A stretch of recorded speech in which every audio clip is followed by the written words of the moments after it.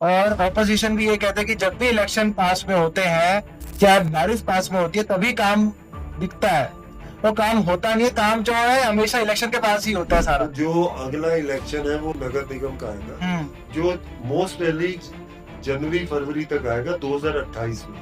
तो हम अभी तो हम 2026 में बैठे हैं। तो 18 से 20 महीने नए इलेक्शन के अंदर है। आज जब आह्वान किया गया कि संसद के ऊपर हमला करना है, चलो संसद चलो, तोड़ फोड़ शुरू हुई, तो पुलिस को भी लाठीचार्ज करना पड़ा, जो कि मैं कहूँगा बहुत ही दुर्भाग्यपूर्ण है।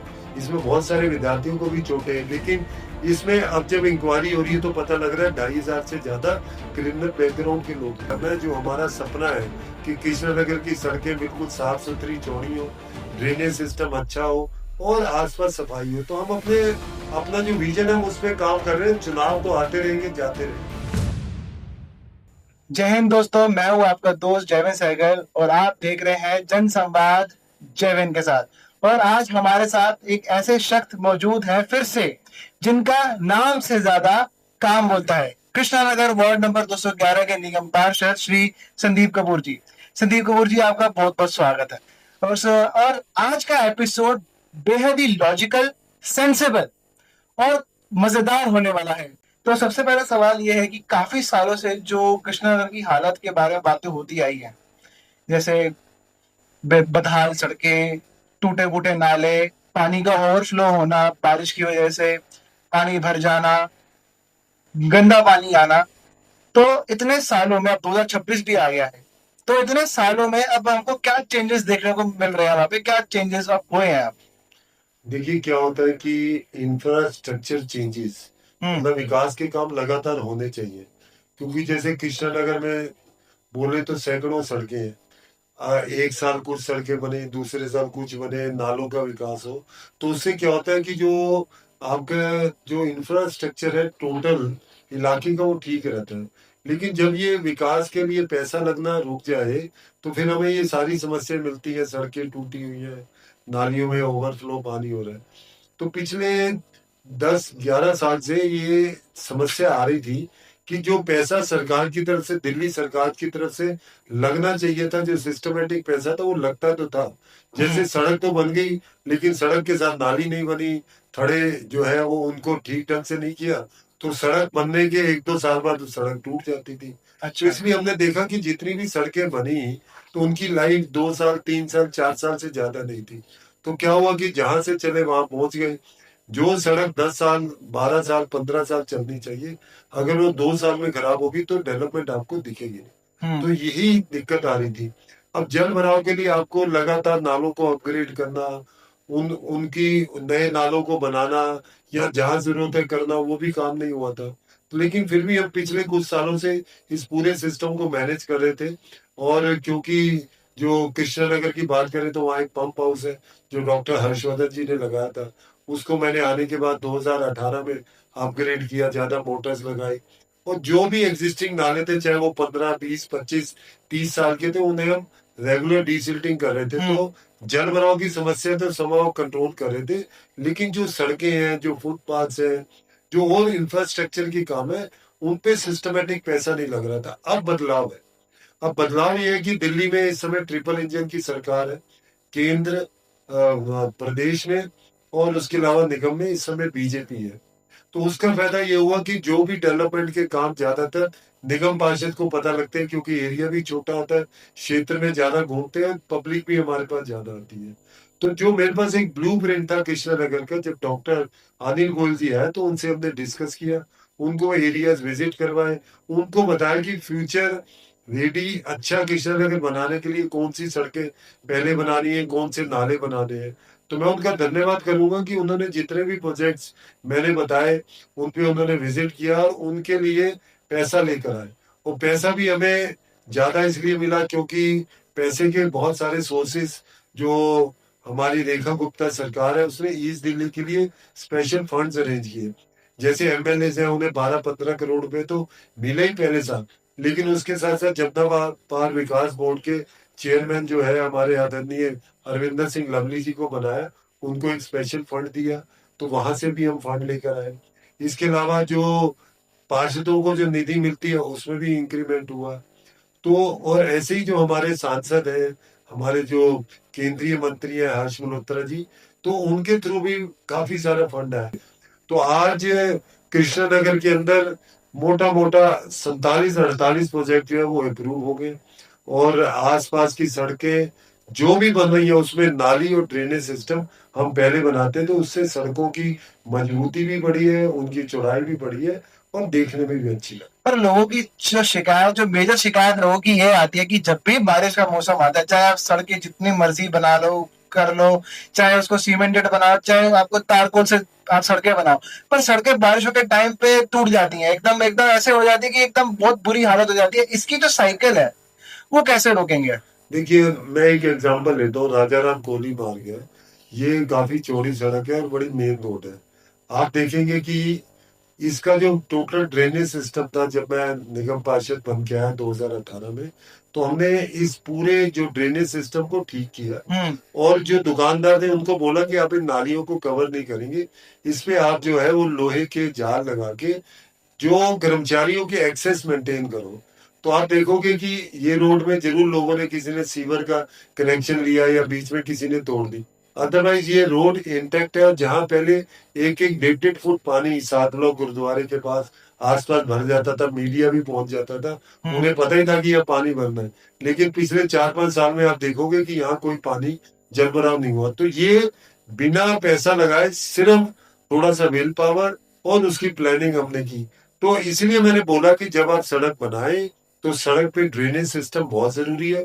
लोगों को अपने थड़ों से, और वो कवर जो आगे किया होता है, बड़ा लालच रहता है कि हमने पैसे लगा लिए, लेकिन उस लालच में ना पड़े, आप प्रॉपर ड्रेनेज सिस्टम बनने दीजिए। सड़क भी चौड़ी होती है, और जब बारिश आती है तो पूरा पानी जो है साइड की नालियों में जाता है, जो कि स्टॉर्म वाटर ड्रेन बोलते हैं, कि सिर्फ बारिश के पानी के लिए बनी है।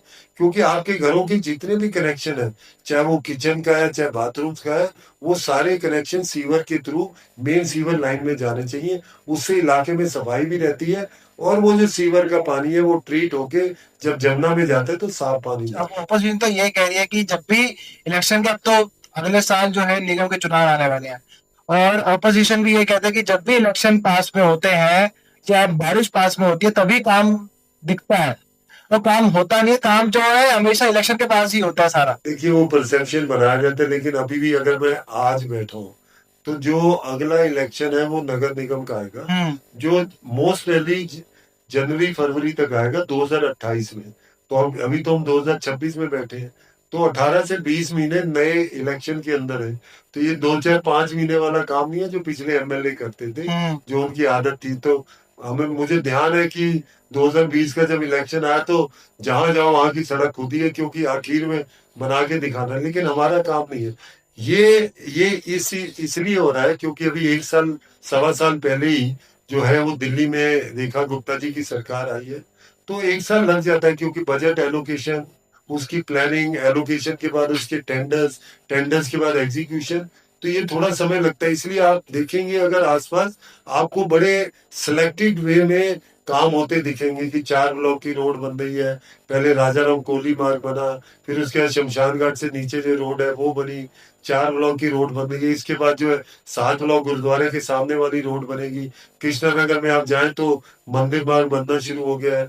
इसके अलावा जो विजय चौक वाली रोड है वो बननी शुरू हो गई, लाजपत राय चौक वाली रोड, इनके नाले बनने शुरू। तो हमने क्या किया है कि मेरे पास टोटल 50 के आसपास प्रोजेक्ट है, तो हम सिलेक्टिव वे में लेते हैं कि एक कॉर्नर कॉर्नर के लिए, जिससे ट्रैफिक कंजेशन और लोगों को दिक्कत भी ना हो। तो ये कोई चुनाव नहीं है, ये तो जो हमें डेवलपमेंट करना है, जो हमारा सपना है कि कृष्णनगर की सड़कें बिल्कुल साफ सुथरी चौड़ी हो, ड्रेनेज सिस्टम अच्छा हो, और आसपास सफाई हो। तो हम अपने, अपना जो विजन है उस पर काम कर रहे हैं। चुनाव तो आते रहेंगे जाते रहेंगे। तो संदीप जी, अब अगले 1-2 साल के अंदर ऐसे कौन से प्रोजेक्ट्स हैं जो कृष्णनगर के अंदर खासकर लोगों को डिफरेंस देखने को मिलेगा, उनको विजिबली जो है फील करने को मिलेगा कि हाँ काम हुआ है? ऐसे कौन से प्रोजेक्ट्स हैं? देखिए, मेरा विजन है कि जो भी हम मेन रोड्स बनाए, बड़ी रोड बनाए, वो डस्ट फ्री रोड्स होनी चाहिए। मतलब उसमें मिट्टी नहीं होनी चाहिए, क्योंकि तभी पोल्यूशन कम करेंगे। तो इसमें आप देख सकते हो, अभी हमने 2 रोड्स बनाई है। अभी राजाराम कोली मार्ग जो चाचा नेहरू के पास है, उस रोड पे आप देखेंगे पहले सेंटर की रोड बनाई गई, अब उसपे जो साइड बम बोलते हैं, जो साइड की थोड़ा सा कच्चा हिस्सा रहता है, उसको हम पक्का कर रहे हैं, और उसके साथ जो उसकी ड्रेनेज है वो भी बना रहे हैं। काम ऑलमोस्ट लास्ट स्टेज पे आप जाएंगे देखेंगे तो 80% काम हो गया, अभी 20%। ऐसे ही जब आप शमशान घाट वाली रोड से आएंगे तो आप देखेंगे कि रोड बिल्कुल एज टू एज बनाई गई है, ड्रेनेज सिस्टम बनाया गया है, और जो छोटा सा फुटपाथ है वो भी हमने टाइलें ना लगा के सीमेंटेड लगाया कि उस पे भी चढ़ के लोग तोड़ ना दे। तो ये दसवीं रोड का कंसेप्ट है। इस पूरे कंसेप्ट को पूरे कृष्णानगर में लेके जा रहे हैं। जो आने वाले समय में 40-50 सड़कें बनेंगी, उसमें इसी कंसेप्ट पे बात कर रहे हैं। हम क्या कर रहे हैं कि जो पुरानी रोड बनी है, पहले उस रोड को उखाड़ते, उसके दोनों तरफ जो ड्रेनेज को ब्लॉक किया लोगों ने, थड़े बनाए हुए हैं, आगे बढ़ाए हुए हैं, उनको हम तोड़ते हैं। पहले नाली बनाई जाती है, और नाली का स्लोप देने के बाद उस सड़क को एज टू एज बनाया जाता है। तो उसका फायदा यह है कि रोड डस्ट फ्री होती है, ड्रेनेज सिस्टम बन जाता है, रोड भी चौड़ी दिखती है। तो इसी विजन को लेके हम बना रहे हैं। लेकिन इसके साथ साथ एक बहुत बड़ा काम जो आपने भी अभी पिन पॉइंट किया, कि जो जल भराव से जो है वो आजादी मिलने का। अगर आप गीता कृष्णनगर वार्ड जो है दो पार्ट में है। एक में गीता कॉलोनी आता है जहाँ 18 से 19 समिति है, और एक पार्ट जो है वो कृष्णनगर आता है जहाँ 25 से 26 समिति है। तो अगर हम गीता कॉलोनी पार्ट को झील से अलग करें तो आप देखेंगे कि गीता कॉलोनी में जो ड्रेनेज के लिए जो कच्चा नाला है गीता कॉलोनी का, वो सबसे बड़ा जो है सोर्स है। तो जो महिला कॉलोनी से शुरू होके ये कच्चा नाला ताज अपार्टमेंट तक जाता है। पहले ये नाला पूरा ढका हुआ था, इसके दोनों तरफ एक्सेस नहीं था नाले को साफ करने का, और कई जगह तो नाले के ऊपर 3-3 फुट गंदगी जमा थी, लोग उसमें चल सकते थे, नाले को क्रॉस करते थे। लेकिन आज अगर आप जाएंगे तो नाला, पूरा नाला ऑल अक्रॉस आपको बिल्कुल विजन क्लियर दिखेगा 1 किलोमीटर तक। इस नाले को हमने 6 से 8 फुट गहरा कर दिया है। इसके एक तरफ हम जो है अभी कच्ची रोड बनाई है, लेकिन जो एक्चुअली प्लान है अगले 1 साल के अंदर इस नाले को दोनों साइड से पक्का करके थोड़ा छोटा करना है, नीचे भी पक्का करना है, और साइड पे 5 मीटर चौड़ी एक रोड जो कि महिला कॉलोनी से लेके एसडीएम ऑफिस तक जो है 2 व्हीलर्स के लिए और सफाई के लिए वो रोड बना देंगे। तो आप देखेंगे कि जो नाला पहले ऑलमोस्ट नालियों के बराबर फ्लो पे चलता था, आज भी अगर आप चेक करेंगे तो 1.5 से 2 फुट नीचे हो गया। तो ये एक विजन था कि हमें जो है जल भराव को कम करना है, इसलिए हमने स्पेशलाइज मशीनें, कमिश्नर, ईएनसी, चीफ इंजीनियर्स को बुला के एक स्पेशल जो है अप्रोच के साथ इसे सफाई की। आज हमारे पास रिजल्ट है। ऐसे ही जब आप यहाँ से जाके झील आएंगे, झील में जो पटपड़न रोड है उसके नालों को हमने साफ कर दिया, वहां से जल निकासी होगी। उसके बाद जब आप कृष्ण नगर में आते हो तो कृष्ण नगर में भी एक बड़ा नाला जो कि लाल क्वार्टर से शुरू होके रघुनाथ मंदिर से और हमारा पंप हाउस है ई ब्लॉक तक हम बना रहे हैं, जो कि 5-5.5 फुट गहरा है। तो A block, B block, C block, D block, Gondli Chowk, Chhachhi building, पूरा मंदिर मार्ग, उसके बाद ई ब्लॉक, यहाँ का जितना भी पानी है, चाहे तेज से तेज बारिश आएगी, बड़ी तेजी से पंप हाउस जाएगा। वहां 20 मीटर नीचे गहरा एक रिजर्वायर है, वहां 7 मोटरें हमने लगा के हैवी हार्स पावर की बड़ी पाइप डालनी है, वहां से वो पंप करके सीधा ड्रेन नंबर 1 जो शाहदरा ड्रेन भी बोलते हैं, रोड नंबर 57 पे, उस पे जाएगा। तो ये सारी प्लानिंग जो है ये बड़ी सिस्टमेटिक हम कर रहे हैं। इसमें पूरी स्टडी की गई है, इसमें कंसल्टेंसी ली गई है। सरकारी पैसा 1 रुपया नहीं बेचना, और जो इंफ्रास्ट्रक्चर आज हम बनाएंगे अगले 30-40 साल तक चले, ये हमारा लक्ष्य है। तो संदीप जी, अब सॉलिड वेस्ट मैनेजमेंट एक्ट 2026 ये 2016 में भी आया था। सुना तो इसके बारे में काफी सुना है, लेकिन बहुत से लोग ऐसे हैं जो इसके बारे में नहीं जानते हैं, सॉलिड वेस्ट मैनेजमेंट नहीं जानते हैं, कैसे करे क्या करे। तो इसको एक सिंपल लैंग्वेज में इसको थोड़ा इलेबोरेट कीजिए। देखिए, मैं इस समय जो दिल्ली नगर निगम है उसकी जो डेम्स कमेटी है, पर्यावरण प्रबंधन सेवा समिति जो है, जिसमें ये सारे साफ सफाई का काम आता है, कूड़े के पहाड़ है, नए नए प्रोजेक्ट्स हैं जिससे कूड़े को हम कम कर सकते हैं, वेस्ट जो है। तो ये पूरी जो ये कमेटी है, इसका मैं चेयरमैन हूँ दिल्ली का।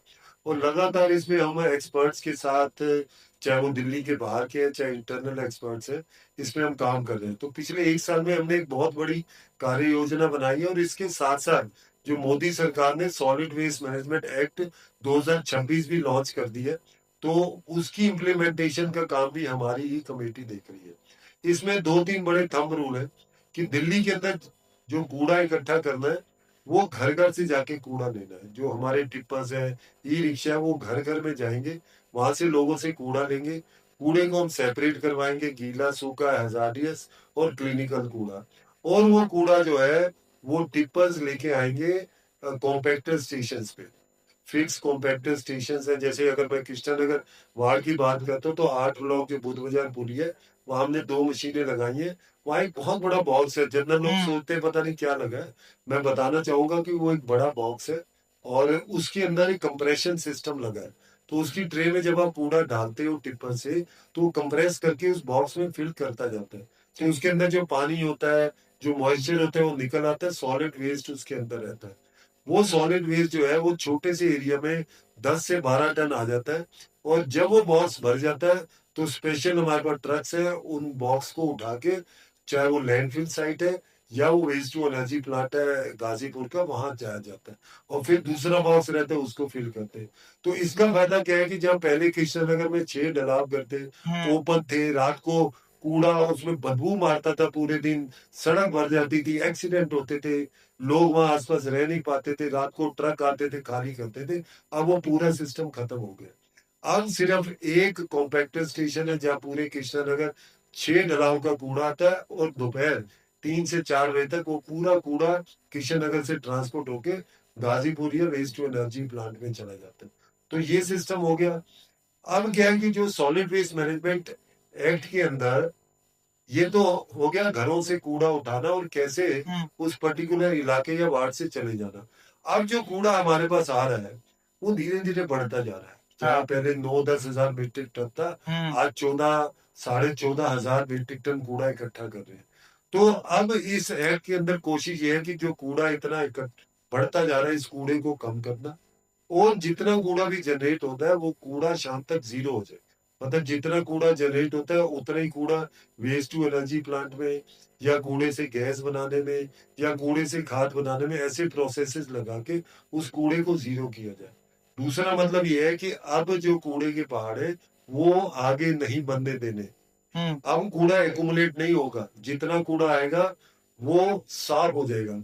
तो हम इस प्रोजेक्ट की तरफ चल रहे हैं और उसके साथ साथ जो तीसरा काम है, जो लीगेसी वेस्ट, जो पुराना कूड़ा पड़ा हुआ है, जो कि गाजीपुर, कलसवा, ओखला में है, वो जो बड़े पहाड़ थे उनको जीरो करना है।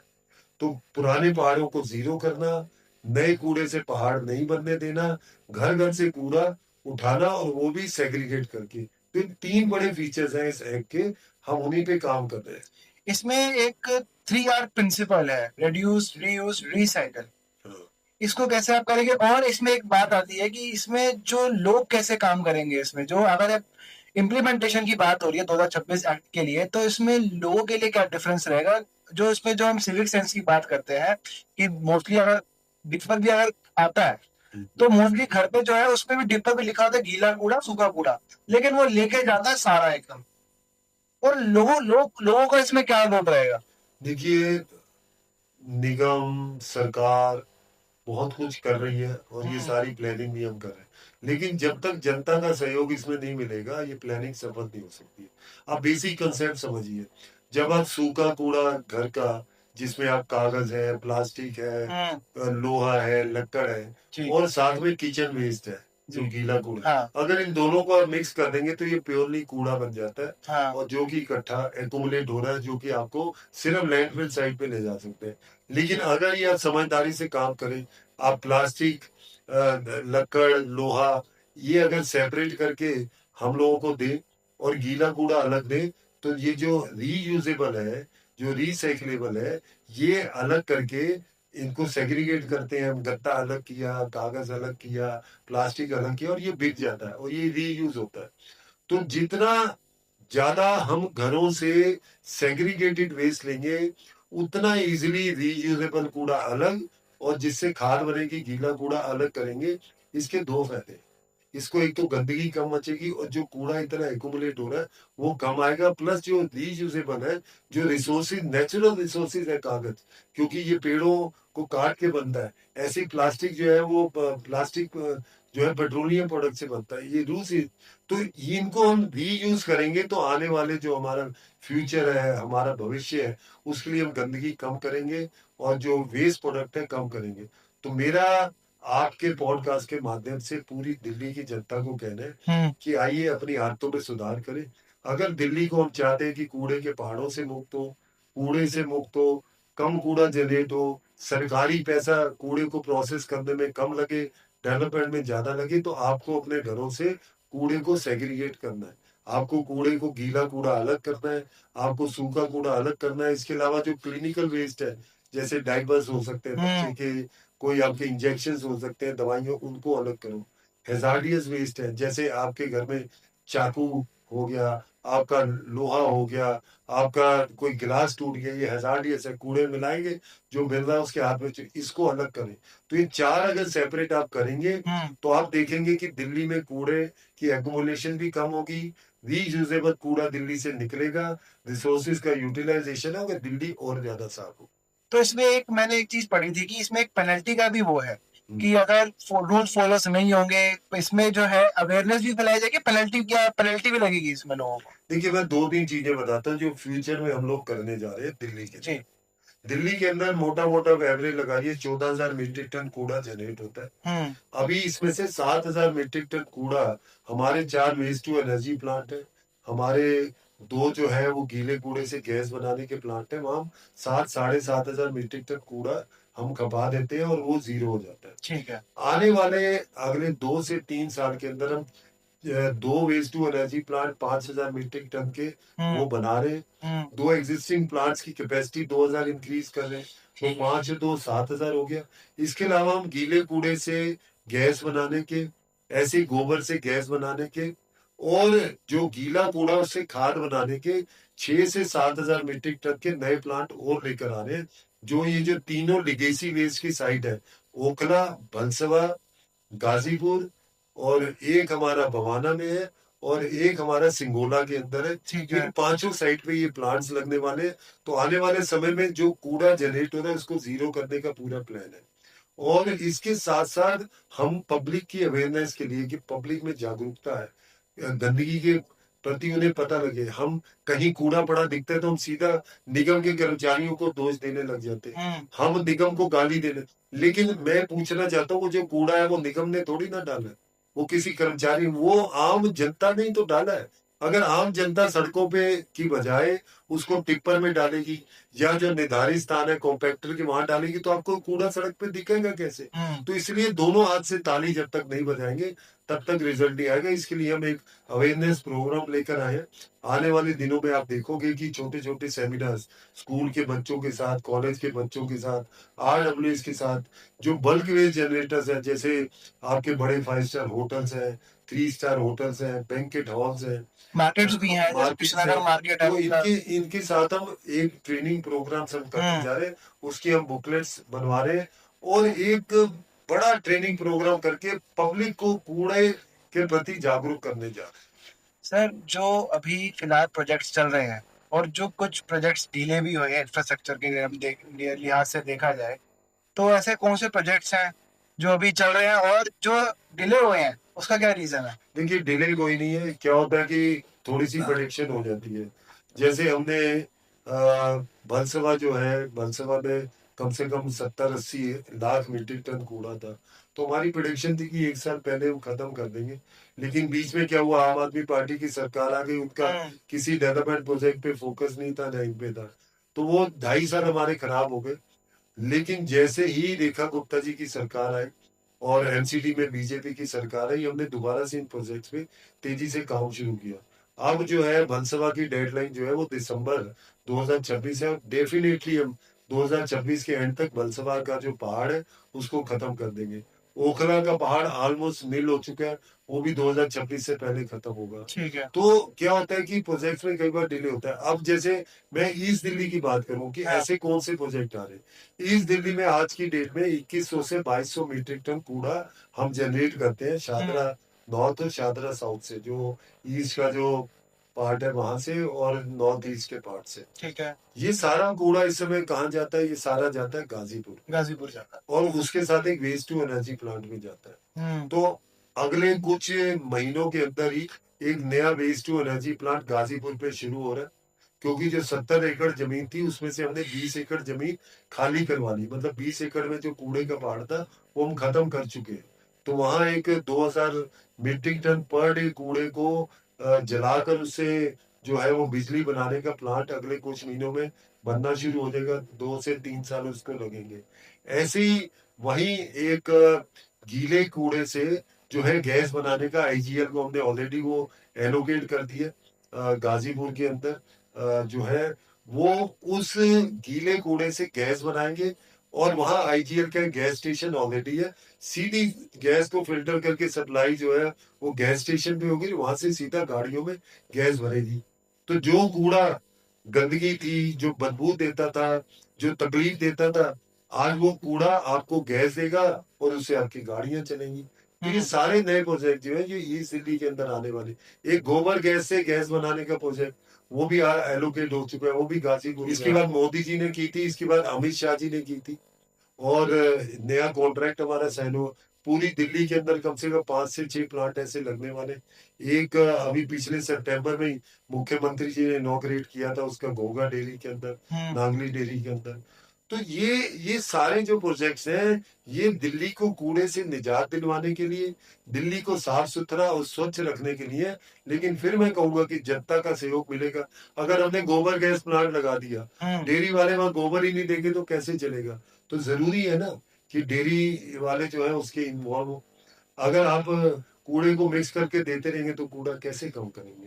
तो कूड़े को अलग अलग करना है, कूड़े को देना है, जिससे कूड़ा खत्म। आपने रेखा गुप्ता जी का जिक्र किया, अभी हाल ही में मुख्यमंत्री जी ने जो है महिलाओं को 2500 देने का वादा किया है, जो कि एक बहुत बड़ा चुनावी मुद्दा था और बहुत बड़ा चुनावी वादा था, जिसके दम पर जो है दिल्ली में बीजेपी की सरकार आई 27 साल बाद। अब रेखा गुप्ता जी ने दोबारा से वो जिक्र किया है और उन्होंने कहा है कि पहली किस्त जो है 2500 रुपए जो किस्त है वो राखी को कटेगी। मैं आपसे ये पूछना चाहता हूँ कि अब जैसे दिल्ली तो बहुत बड़ा है, अब इसको कैसे इम्प्लीमेंट करेगी सरकार, कितना डेटा है, और ये खासकर जो है ये सारी महिला बहनों को मिलेगा या सिर्फ जो लाचार है, मजबूर है, गरीब है, उस तबके को ये 2500 रुपए भारतीय मिलेंगे? जनता पार्टी का हमेशा एक जो है वो ध्येय वाक्य रहा है। और हमारे जो जितने भी शीर्ष पुरुष हुए हैं, और एक कंसेप्ट रहा है भारतीय जनता पार्टी का, अंत्योदय का। अंत्योदय का मतलब यह है कि गरीबी रेखा में जो सबसे पीछे व्यक्ति है, सबसे पहले उसके बारे में सोचो। और आप देखेंगे मोदी जी जब प्रधानमंत्री बने तो जितनी भी योजनाएं आई वो गरीबों से रिलेटेड थी।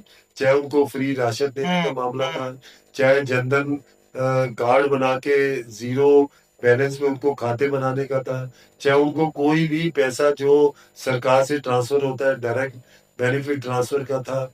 इसके अलावा उज्ज्वला योजना थी, स्वनिधि योजना थी, उनको मुद्रा लोन देना था।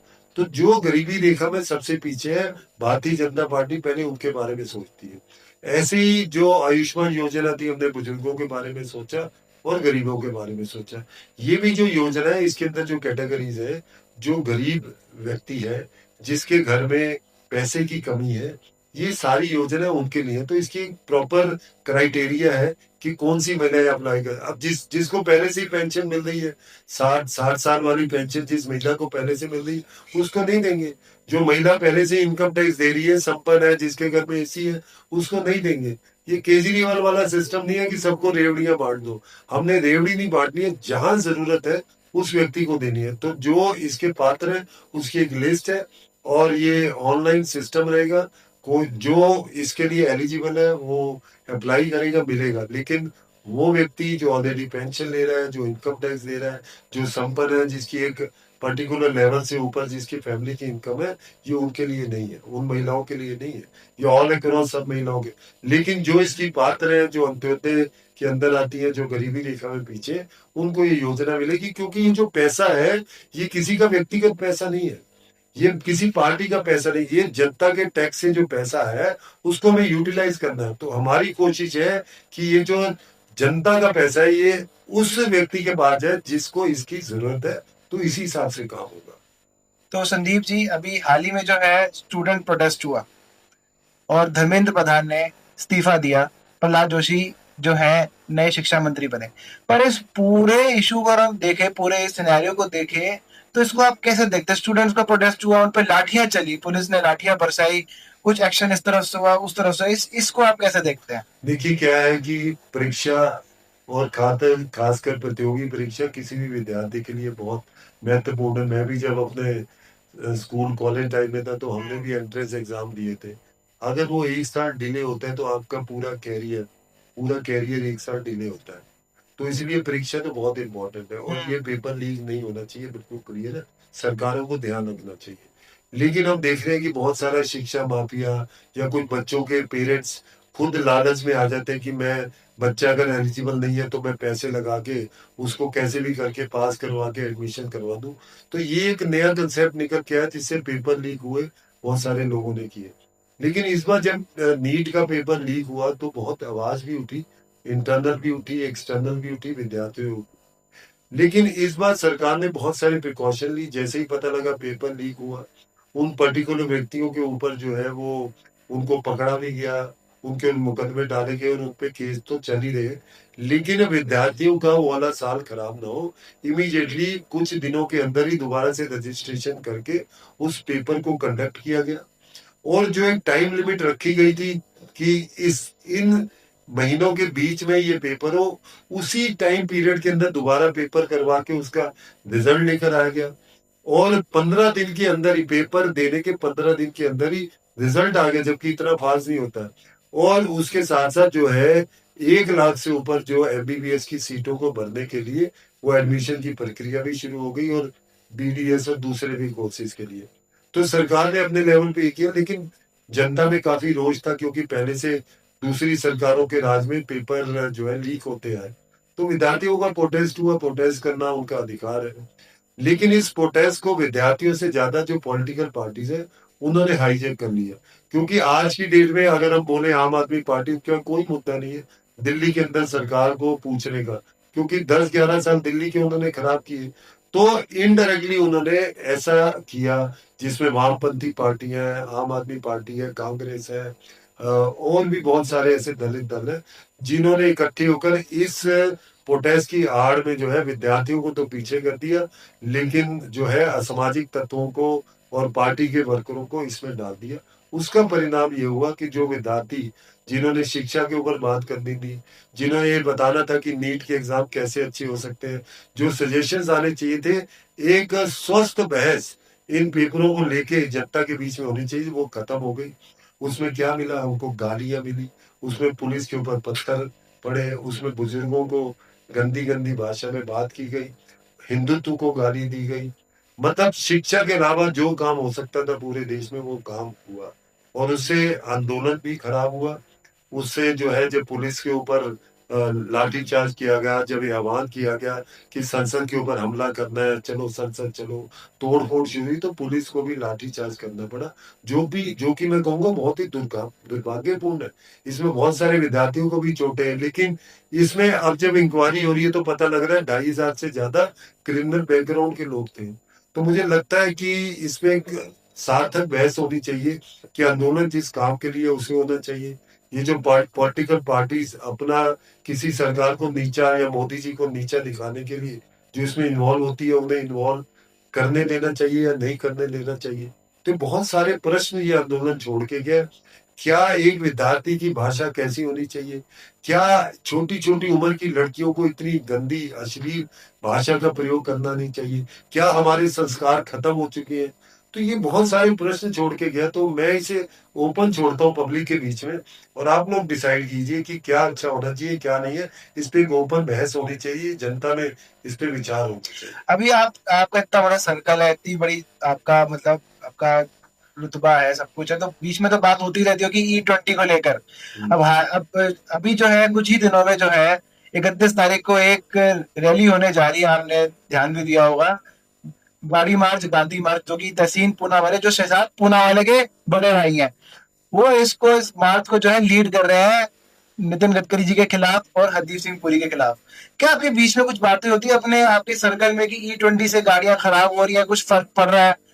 और E20 से लोग काफी कह रहे हैं कि माइलेज कम हो रही है, उनका फ्यूल पंप खराब हो रहा है, उनके गाड़ी के अंदर की जो मेंटेनेंस है, उनके जो पार्ट्स है वो भी खराब हो रहे हैं। देखिए, ये जो E20 का जो कंसेप्ट आ रहा है, ये हम्म। सोशल मीडिया में तो मैं भी देखता हूँ, हाँ। बहुत सारे मैकेनिक ये वो, हम्म। लेकिन मैंने अपने सर्कल में पर्सनली, क्योंकि मैं खुद 2 गाड़ी यूज करता हूँ, उसके अलावा सैकड़ों लोग मेरे आसपास हैं, बहुत सारे पार्षद हैं, लेकिन आज तक ना किसी मैकेनिक ने, ना किसी व्यक्ति ने इस पॉइंट को पॉइंट आउट किया कि यार ये गाड़ी है, ये कपूर साहब ये खड़ी हुई है, इसमें E20 का पेट्रोल था, इसलिए खराब हो गई।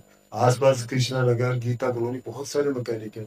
तो पर्सनली मैं अभी तक इसका कोई साइड इफेक्ट वाली चीज तो मेरी नॉलेज में नहीं आई। ये सोशल मीडिया पे ये कंसेप्ट छाया, तो मुझे लगता है कि इसमें भी कहीं ना कहीं जो एक एजेंडा चलाया जा रहा है, क्योंकि देखिए, अगर कोई पेट्रोल है वो बेसिक नेसेसिटी है गाड़ी के लिए, वो फ्यूल है। तो फ्यूल जब गाड़ी में डाला जाएगा, गाड़ी अगर खराब होगी, जिसकी इंश्योरेंस है या कंपनी ने कहा कि 4 साल तक में मेंटेन, तो उन कंपनियों को इसका नुकसान होना चाहिए, तो उन कंपनियों को आवाज उठानी चाहिए। तो ऐसा तो किसी कंपनी से आ नहीं रहा कि भाई टाटा ने बोल दिया कि भाई मैं तो E20, मेरी गाड़ियां कंपेटिबल नहीं है या कुछ नहीं है। तो मुझे लगता है कि इसमें अभी और रिसर्च करनी चाहिए। हाँ, ये जरूर है कि E20 पेट्रोल करने के बाद जो सरकार ने बोला कि 6 से 8% जो है इसका जो फ्यूल एफिशिएंसी है वो कम होती है, तो ये तो सरकार भी मानती है, लेकिन इसके फायदे क्या है वो भी तो डिस्कस होने चाहिए कि E20 पेट्रोल में अगर 20% उसके अंदर अगर हम जो है वो इथेनॉल वगैरह डालते हैं, जो कि एक लोकल प्रोडक्ट है और एक बाई प्रोडक्ट है, जब हम चीनी बनाते हैं, शराब बनाते हैं, उसका बाई प्रोडक्ट है, वो अगर यूज होता है तो कितने अरबों खरबों रुपए का जो इम्पोर्ट है हमारा पेट्रोल का वो खत्म होता है। हमारे जो लोग हैं जो इस प्रोडक्ट को फेंक देते थे, जो यूज नहीं होता था वो रीयूज हो रहा है, तो हमारे किसानों की इनकी आमदनी बढ़ रही है। तो ये एक बैलेंस की एक्टिविटी है कि अगर हम 5-6% माइलेज को लूज कर रहे हैं, तो लेकिन अब देश के लिए क्या गेन कर रहे हैं, क्या प्राइसिंग में गेन कर रहे हैं। तो मुझे लगता है कि ओवरऑल ये गेन ही है, और ये कोई बीजेपी ने शुरू नहीं किया था, ये सारा कंसेप्ट तो कांग्रेस के समय शुरू हुआ था।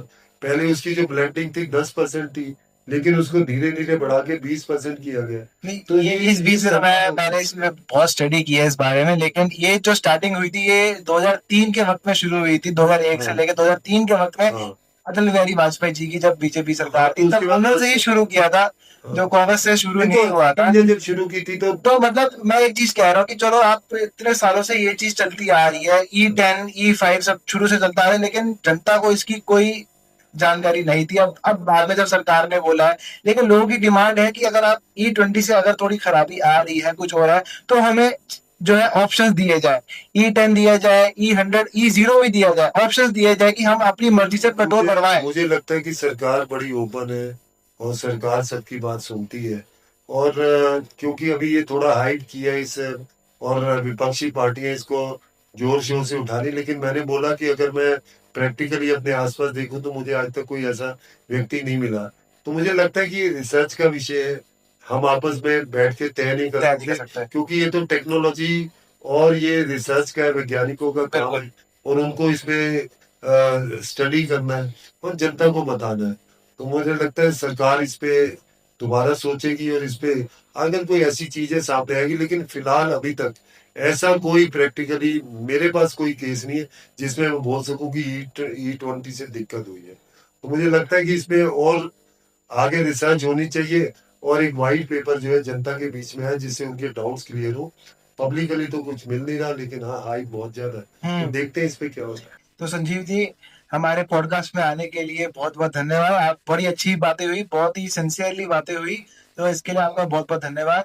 सो so friends, thank you so much, आपने पूरा पॉडकास्ट देखा। और मैं जयवंत सहगल मिलता हूँ आपसे एक नए पॉडकास्ट के साथ। देखते रहे जनसंवाद। और अगर आपको ये पॉडकास्ट पसंद आया तो हमारे यूट्यूब चैनल को सब्सक्राइब कीजिए, शेयर कीजिए, फॉलो कीजिए, और हमारे इंस्टाग्राम पेज सांझी सत्ता .tv को फॉलो जरूर कीजिएगा। मैं जयवेंद्र सकल मिलता हूँ आपसे एक नई पेशकश के साथ। देखते रहे सांझी सत्ता।